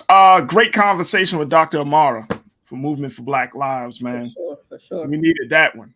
I felt like we got to end the week on a strong note since we're going into this powerful weekend, Bakari. Yes, raise the vibrations, Absolutely, absolutely. All right, so look, I wanted to have a conversation. I thought this was very interesting. This is Black Music Month, and what I found to be interesting is how we are as Black artists with other people, but we're not the same with ourselves. I hear you. All right, so here's the situation. So Lizzo, everybody knows Lizzo, right? Y'all know Lizzo. This is the sister that You know, she has taken her pain, turned it into power as a songstress, you know, creating music. She says she wants to empower the big girls. Everybody know about Lizzo. Well, in a recent song, she got a song called Girls. She uses a term SPAZ, spaz. And according to the Washington Post, Ariel and Keenan, let's post this. According to the Washington Post, the new version of the song Girls replaces the term spaz lyric with hold me back. In the United States, the term has long been another way of saying freaking out. But the disability community claims the word derives from spastic diplegia, which is a common type of cerebral palsy. Some people also note that using the word to suggest you're going crazy is hurtful to the mental illness community. So, what do you think Lizzo did when she heard about this from the disabled community? Well, she changed her song lyric and pretty much re-recorded the song. Had the song re-recorded. So she put out a statement saying this, folks. Take a look at what Lizzo had to say. Let's post that second quote. She said, I'm proud to say there's a new version of Girls with a lyric change. This is the result of me listening and taking action. As an influential artist, I'm dedicated to being part of the change I've been waiting to see in the world. I like it, Lizzo. I like it. But here's my issue. And I don't know if I'm too far in this whole thing, Bakari. But how many terms do we listen to in music that offends Black people? And yet those terms never change, even from Black artists. I remember Oprah having this conversation with Jay-Z and other hip hop artists years ago. And she was talking about the use of the N-word.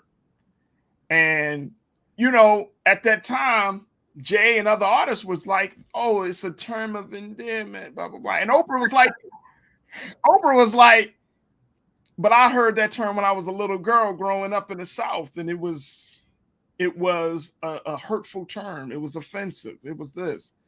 You know, you calling the Black woman B words, and the artists will always. Well, I'm not saying that you know I have a mother. I love my mother. I love my sister. I'm thinking to myself, what do we have to do? Is if the disabled community, and I'm fine with them doing that. I think if the disabled community says this is offensive, we want it to change, and they galvanize or organize to do that, and then the artist can respond to them. Why aren't we seeing the same type of response, Bakari, from the artists to change their lyrics that they know can be offensive? I'm trying to say, is this a double standard? Is this hypocrisy? What are we saying here? I don't think it's a double standard. I want to say I applaud Lizzo for making the change. I really do. I admire her. I think it shows an example of what it looks like, what it could look like in real time to say, oop, I messed up. I didn't set out with the intention to do that. Now that I know better, let me show you what it means to actually do better. So I applaud her. I think the distinction is when you are a part of a group and when you're not part of the group. So I think that, you know, with the Oprah and Jay-Z conversation, shout out to the accent that you just put on. I didn't know you had it in you, brother. But part of that distinction, right, is that Oprah and Jay-Z are both part of that same group that we consider, right, culturally, you can say the N-word if you are part of the Black community, right? If you are somebody that could be called the N-word, then we see ourselves as having this permission to use the term, right? You could reclaim it if it's one that has been used to describe you. I think the distinction here with Lizzo is that the term, and you read out the condition that's associated with the term spaz, right? She recognizes that she's not a part of a community that is disabled through that specific diagnosis. So I think that Lizzo was saying, hey, you know what? This is not a term that's ever offended me. I've been saying it for years. It never had this negative connotation. This is what it's meant for me. But I'm not part of this community that it actually describes. I'm not part of the community that it from a medical standpoint that it actually refers to. And because I'm on the outside looking in, I can acknowledge and respect what you all are communicating to me. So I will also say, I think as a Black and queer person at the intersections, it's like, this is, what a lot of folks experience, when it comes to asking or requesting, demanding the use of different pronouns, right? It's, well, you don't see yourself as a part of that, so you don't have to be bothered, or, we're reading too much into it. And like I said, I applaud Lizzo. I think that she's listening, so to me, and I hear a lot of folks saying it's too sensitive, but we're sensitive people. Like, why pretend that we're not sensitive people? And if she has the access to capital to re-record the song and low-key create even more buzz as a result of doing something positive that's more inclusive as opposed to being divisive, why not, man? Like, so to me, I think it's a step in the right direction. I know there are a lot of people that are saying it's too deep and it's not that serious. I think it is. I think it is. I see her as bringing more people in as opposed to shutting more people out. So I would agree with you there. I think it is. I think it was mature of her to say, you know what, I was wrong. But I tend to see that there is a double standard there, though. I hear you. I do. I think there's a double standard just because we have complained. I mean, Black people, we have complained. We have tried to quote unquote. I remember years ago. Y'all remember those demonstrations to bury the N-word? Y'all remember that? I mean, I saw it went so far, Bakari. I saw one situation where they actually had like a coffin. They were standing in the grave. Yes. And they were like, we're going to bury the N-word. And it's like, it's all performative. But then at the end of the day, it didn't catch fire as to change the culture. But again, I think that the distinction is that Lizzo can make this because she's saying, I was corrected as an outsider to the community that this particular word impacts. She can make that change. I think if we were as Black folks organizing around a non-Black person using that term, that would be something different. We'd be telling them not to use a term. But I think within our own group, right, we are allowed to have discourse within our own cultural group and to decide whether or not you're going to actually use it. So I hear you, and I think I understand where you're coming from, but I guess I don't necessarily see it as a double standard, because in this instance, it's an intercommunal dialogue that we're having, as opposed to someone from the outside coming in and saying, I'm going to call you N-word. I'm going to continue to use N-word in my music and my whatever other, materials. So that's kind of how I see that breakdown. So I don't know if it's necessarily, it feels like to me it's slightly apples and oranges in terms of how we decide who gets to say what, It could be. I just think that it's interesting that we're living in a time and a space where fans of certain music can kind of dictate the music that they want to hear, right? And it's always contingent upon the artist to change it. For example, here's a prime example. So on one side, here's an artist like Lizzo who's saying, okay, y'all don't like it, I offended you, that's fine, I'll change it.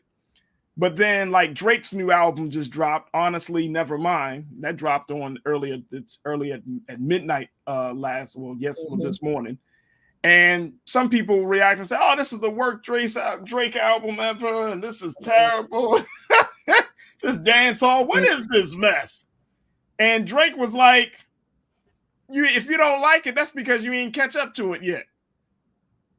You know what I'm saying? Like, he's not in a space of like trying to appeal to or trying to get more people to be a part of his fan club. He's like, hey, it is what it is. Though he has in the past, when that snippet that he sampled off of R. Kelly's album came up, he made. But see, and I guess that's the thing. Like, it's like, what are the boundaries? Because I remember when the whole R. Kelly thing dropped, like when Surviving R. Kelly, then you saw all these artists, Chance the Rapper, and all these different artists who's like, oh, I don't want this song going. But it's like, bruh, you mean to tell me y'all just realized that R. Kelly was this type of dude after the song was made? Yeah. But then you don't want him on your album. Somebody, who was it? Somebody just put out an album and they had just a couple of samples of R. Kelly, and people like, oh my gosh. You know, and it's like, oh, Kendrick, even with Kendrick's latest album, people are like, oh my gosh, you reference R. Kelly, blah, blah, blah. And it's like, but y'all do know that this situation with R. Kelly been around for like 20 years. Mm-hmm. So now you acting like you brand new. It's just, I think people pick and choose what's acceptable. And I guess my bigger point to all of this is, at the end of the day, we determine what the culture is.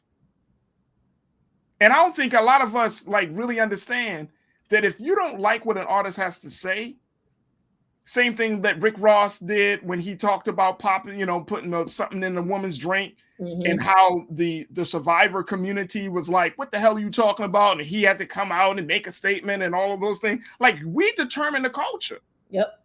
Like, if the artist feels like this is acceptable because the people don't push back on it, then the artist is going to continue to make content that speaks to that level of silence or that level of ignorance. Yep. So I think I just think that culturally, it's important to have these conversations, to highlight this, to say, you know what? We do have power. You can tell an artist. Now, you may like the N-word, but I don't like it. You may like for women to be called the B word. I don't like it. But guess what? If you don't say anything, if that's cool for you, then the audience is not going to feel compelled to change it or to mature from it. Mm-hmm. So I thought just an interesting take, Bakari. I hear you. I agree. I think if we were to see a subset of Lizzo's fans, you know, that spoke out about her using the N-word, if that was, you know, something that was common in her music, I don't necessarily think that it is, but I think if we were to see a subgroup come out and say that I think would be the really interesting, you know what I mean, the really interesting conversation to see whether or not she would be equally as compelled to make that level of change. Right. Absolutely. Let me just share with a couple of people. Say very quickly. Karina checked in and said, look, I don't like that we call each other the N-word. I don't use it because there's too much pain behind it. I think we look foolish embracing what is meant to demean our humanity. Yeah, I would agree.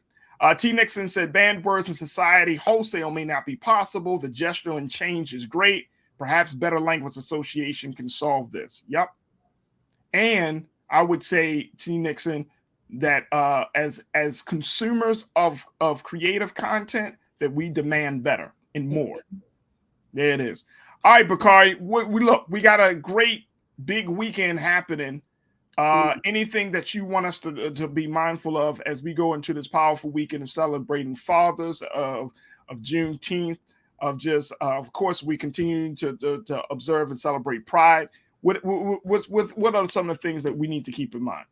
Yeah, man, I think most of us, so many of us are wearing multiple hats. We show up as our full selves when we can, I think, acknowledge all of the intersections. Yeah. So like you said, Father's Day, Pride, Juneteenth, all sort of jam-packed into one weekend, at least here in Baltimore. So I think for me, it's encouraging everybody to celebrate all of those parts of your identity. I don't think we have to make things so bifurcated. I don't think they have to just be one or the other, black and white. I think we can find time to really just experience the spectrum of our full identities. That's what I'm hoping that our folks continue to do. Take a break from some of this content, Farajii. It's heavy. It's heavy. The last thing I would say is just encouraging people to take a step back, take a deep breath, and really just 1, 2, and 3 real solid deep breaths, ground yourself, and find a reason that you're happy and grateful and thankful to continue to be a Black person. Whether you are part of if you're part of the LGBTQIA community, whether you are a father or whether you are just celebrating Juneteenth, guess what, folks? Never forget your Blackness. That's all I would have to say. Don't forget the beauty, the value, the importance of knowing and accepting your Blackness. Bakari Jones, thank you so much. It's always a pleasure to talk to you, sis. Thank you so much for being so good for the culture. Absolutely. Happy Father's Day, Farajii. Peace. Thank you. I appreciate that. Folks, that's going to do it for us this week. We had a lot of big conversations. Big shout out to our very special guest, Dr. Amara Anya. and her great brilliance on the matter of Juneteenth. And I just want to thank each and every one of you. I mean, throughout this whole week, especially, you have been so engaging, so interactive with us. We truly, truly appreciate it. Your thoughts, your insight is driving this show along as we continue to provide conversations and have guests and just overall have a better understanding of who we are and what time we're living in. So I appreciate each and every one of you for your insights. So many of you are checking in, new voices. We got some voices that are just riding along with us. I can't thank you enough. Thank you, thank you, thank you. And of course, we ask that you support us here at Black Star Network. Go to our website right now, blackstarnetwork.com. Make sure you support this all Black, unfiltered, unadulterated, unapologetic Black platform like never before. You can support us through those platforms there that you see. But more importantly, even if you can't give any financial donation, you can certainly share that with your family and friends and do the part of making sure that Black media stays strong and that we stay on air as well. So make sure you support us at blackstarnetwork.com. All right, folks, stay tuned. Up next is RMU, Roland Martin Unfiltered with Big Brother Roland. And of course, as always, never be afraid to challenge what's wrong, stand for what's right while being yourself in the process. God willing, we'll have another set of great conversations on Monday for another exciting edition of The Culture right here on the Black Star Network. Happy Father's Day to all of the men out there. Brothers, enjoy your weekend. If you're celebrating Pride, if you're celebrating Juneteenth, again, don't forget your Blackness. Don't run from it. Just be who you are and always be yourself. There it is. There it is. I appreciate each and every one of you. Thank you. Talk to you soon. Peace.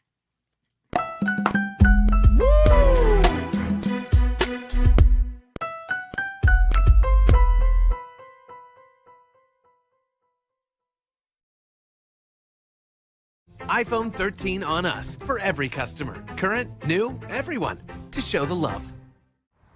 How about sushi? I just had sushi for lunch yesterday.